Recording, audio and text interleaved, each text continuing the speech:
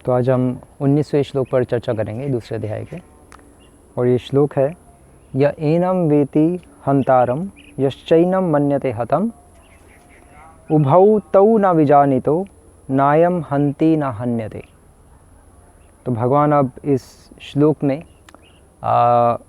आत्मा के बारे में ही चर्चा कर रहे हैं और शरीर के बारे में। और भगवान क्लियरली कह रहे हैं अर्जुन को कि अर्जुन, य एनम वेति हंतारम, कि जो यह मतलब जो, एनम मतलब इसे मतलब इस आत्मा को, वेति जानता है, हंतारम मतलब मारने वाला, किलर, जो समझता है कि ये मारने वाली है। और जो ये समझता है, यश्चैनम मन्यते हतम, और जो ये मन्यते मतलब मानता है क्या, कि हतम, कि ये एक दिन मर जाती है।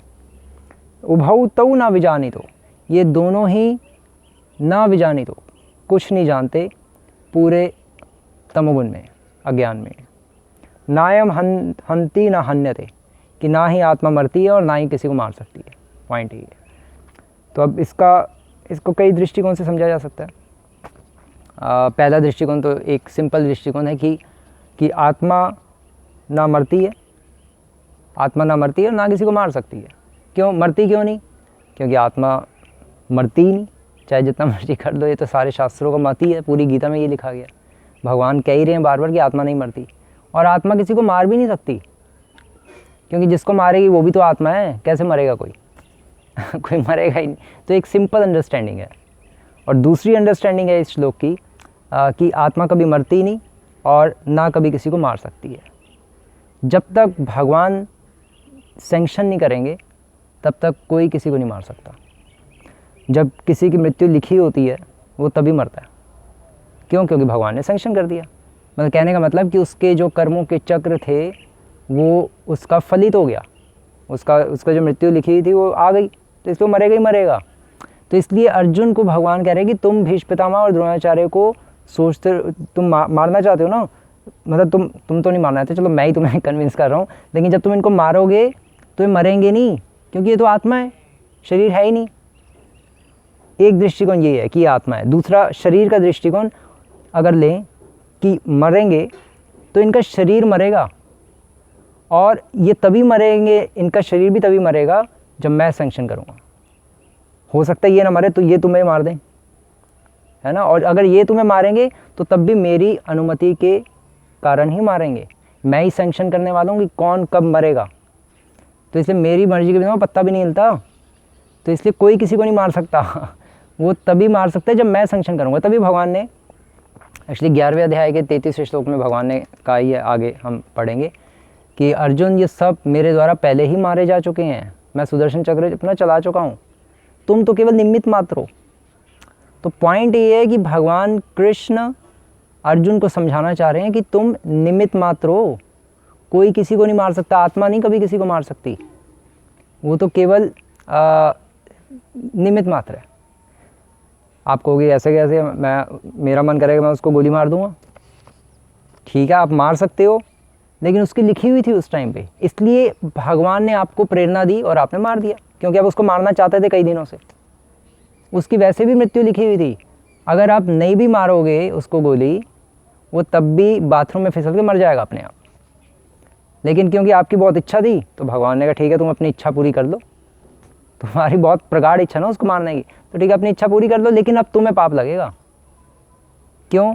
क्योंकि तुमने उसको मारा। तो वो कह सकता नहीं इसकी लिखी हुई थी, वो तो इसलिए मैंने मारा। अरे भाई, लिखी तो हुई थी, लेकिन तुम निमित्त क्यों बने? अर्जुन को निमित्त बनने के लिए तो भगवान कह रहे थे, क्योंकि वो भगवान उस टाइम ज़रूरत थी कौरवों का विनाश करने की। लेकिन तुम्हें किसने कहा है, किसके ऑर्डर में मारा है? इसलिए तुम्हें पाप लगेगा, नरक जाना पड़ेगा, और जीते जी भी जेल जाना पड़ेगा। तो बिना ऑर्डर के जब कुछ किया जाता है तो पाप लगता है, उससे हम बच नहीं सकते। फिर मिलिट्री में या पुलिस में अगर कोई किसी को, क्रिमिनल को गोली मारता है, कोई मिलिट्री वाला है, पुलिस वाला, तो उसको थोड़ा पाप लगता है। पाप तो एक सिटीजन को लगता है, क्योंकि बिना किसी ऑर्डर के मार रहा है।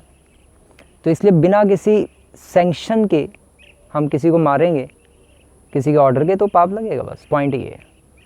और तीसरा दृष्टिकोण, श्रील प्रभुपाद लिख रहे हैं इसके तात्पर्य में कि द वैदिक इंजंक्शन इज मा हिंस्यात् सर्वभूतानि, कि never commit violence to anyone, कभी किसी को मारना नहीं चाहिए। ऐसा भी लिख रहे हैं, तो एक तरफ तो लिख रहे हैं कि कभी किसी को मारना नहीं चाहिए, शास्त्र कह रहे हैं, और दूसरी तरफ अर्जुन को भगवान प्रेरित कर रहे हैं। तो पॉइंट ये है कि किसी को जैसे फॉर एग्जांपल कोई राजा हो, है ना, अब राजा क्या करेगा, राजा तो अगर कोई सामने कोई लड़ने आ जाएगा तो उसको मारेगा ही ना, उसको थोड़ा ना, हम राजा को थोड़ा ना श्लोक सुनाएंगे कि माँ हिंसा सर्वभूतानि, कभी किसी को मारना नहीं चाहिए। नहीं, राजा को तो फिर हम प्रेरित करेंगे कि तुम्हें मारना है, तुम्हारा धर्म है, क्षत्रिय का धर्म है मारना। लेकिन माँ हिंसा सर्वभूतानि जो श्री प्रभुपाद शास्त्रों को कोट करते हुए लिख रहे हैं, कहाँ पे अप्लाई होगा? ये होगा एक गंदे व्यक्ति के लिए, जो टेररिस्ट है, जो बिना किसी वजह के लोगों को मार रहा है, बिना किसी के ऑर्डर पे, उसको कहा जाएगा भैया माँ हिंसा सर्वभूतानि, मत मारो बिना किसी कारण के, किसी को नहीं मारना चाहिए। माँ हिंसा सर्वभूतानि, अहिंसो परमो धर्म, किसी को नहीं मारना चाहिए। उसको ये समझाना पड़ेगा जो बिना किसी कारण के दूसरों को मारता है। अर्जुन भगवान के ऑर्डर में मार रहा था, एक क्षत्रिय राजा वो प्रजा की रक्षा के लिए मारता है। जब हम अपने निजी लाभ के लिए किसी को मारेंगे तो पाप लगेगा। इसलिए एनिमल स्लॉटरिंग पाप है, क्योंकि हम अपनी इंद्रिय तृप्ति के लिए जानवरों को मार के खा रहे हैं। लेकिन यही अगर क्षत्रिय, पहले ज़माने राजा महाराजा लोग जाते थे अपना प्रैक्टिस करने और शेर को मारते थे, लेकिन उनको पाप नहीं लगता था। क्यों? क्योंकि क्षत्रिय अपनी प्रैक्टिस करने के लिए जानवरों को मारता था, और इसलिए उसको पाप नहीं लगता था। क्योंकि धर्मशास्त्र में लिखा है कि एक राजा मार सकता है, एक क्षत्रिय मार सकता है अपनी प्रैक्टिस के लिए, क्योंकि उसको धनुष बाण चलाना भी तो सीखना है। तो जहाँ पे हमारा स्वार्थ होगा वहाँ पे पाप लगेगा, जहाँ स्वार्थ नहीं होगा वहाँ पाप नहीं लगेगा। पॉइंट ये है।